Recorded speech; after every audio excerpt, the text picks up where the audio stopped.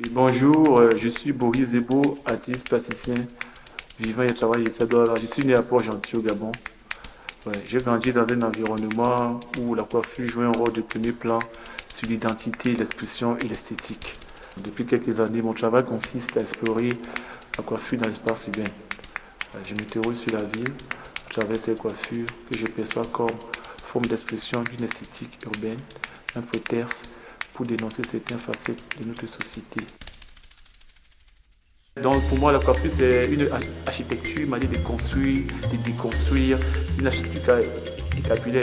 Mais quand les choses sont mal, on peut un peu soigner. Mais pourquoi aussi notre environnement, on ne fait pas s'appliquer aussi sur ça, comme on s'applique sur nos coiffures pour avoir une esthétique. Quand je parle d'environnement, je parle d'environnement, que ce soit politique.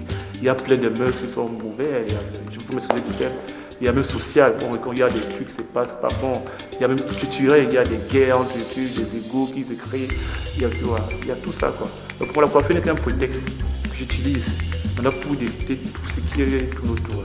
Ça fait pour ça travailler, à développer mon travail. Et aussi, bon, j'ai grandi dans un environnement où j'ai été entouré beaucoup de coiffeurs.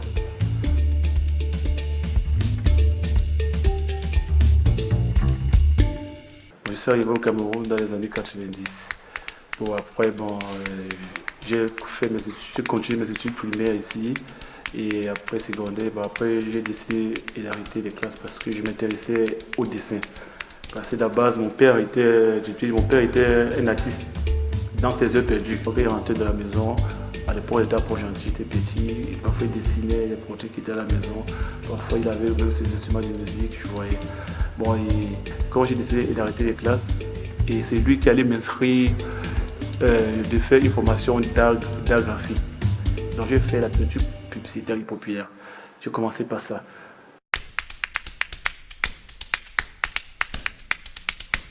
Et après 3 ans de ça, je me suis rendu compte que non, c'est pas là que je vais faire. C'était faire des commandes. Parce que j'avais beaucoup de choses que je faisais, comme des commandes d'art. Et c'est ça aussi qui m'aidait parfois à avoir de l'argent pour financer mon travail d'art plastique. Bon, c'est comme ça que je fais l'effort de m'approcher vers le milieu de l'art. Je rencontre un monsieur qui est au nom de Coco Comenius, l'un des parents des patriarches de l'art. C'est comme ça que je m'intègre dans la plastique. Ils avaient organisé à Bali ce qu'on appelle le squat art.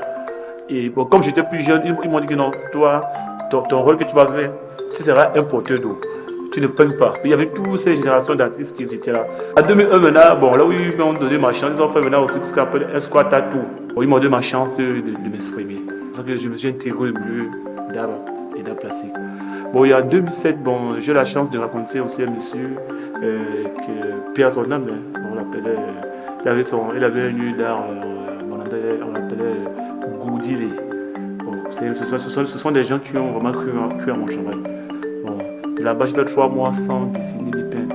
Donc, j'ai tout sur un échange entre lui et moi. Donc, j'ai beaucoup étudié l'histoire de l'art, là où j'ai découvert l'histoire de l'art. C'est tout ça qui m'a mûri et sorti là, bon, là où mon travail a pris une autre ampleur, ce que les gens voient. J'ai eu des idées nouvelles, donc je peux parler de mon travail sans crainte, tout un peu.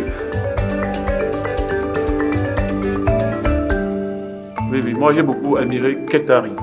C'est un jeune américain des années 80. Il a fait parce qu'on a presque la même démarche. Il a eu aussi une formation en art graphique parce que comme j'ai beaucoup lu son histoire, j'ai lu sa démarche, je me suis senti que mais voilà un gars qui a une démarche que j'ai dû voir.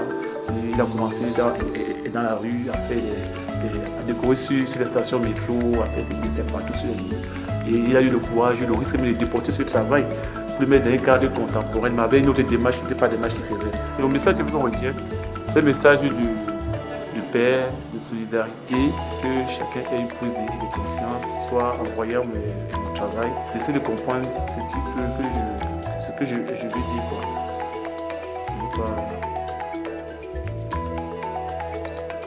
Être chaque fois confronté à tous ces fléaux malsains.